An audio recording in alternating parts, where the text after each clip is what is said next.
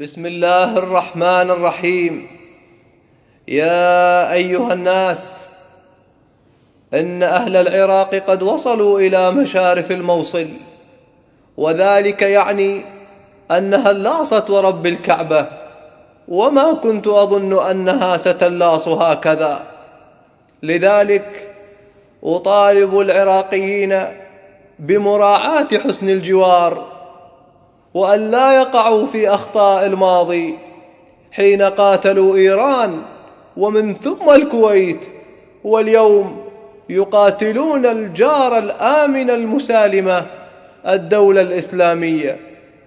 كما أطالب الحكومة العراقية بعقد مؤتمر مشترك معهم لمكافحة الإرهاب.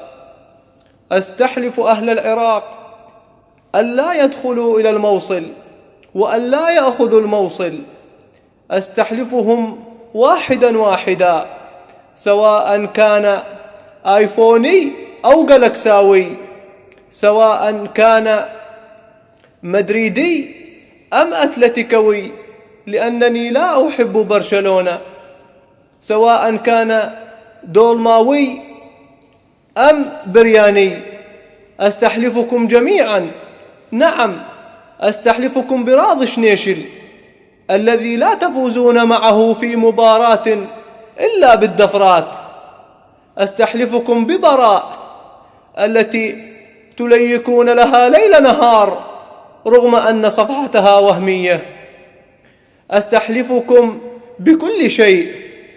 أستحلفكم أيضا وأشد على يدكم، ولكن أطلب من الحكومة العراقية بأن تدخلني في نظام المحاصصة، وهي أهل لذلك. أما جنود الخلافة المقبلين على الحرب مع العراق، هذه الحرب المقبلة، أقول لهم قول الشاعر العظيم، أقول لهم جملة واحدة: لكم ون.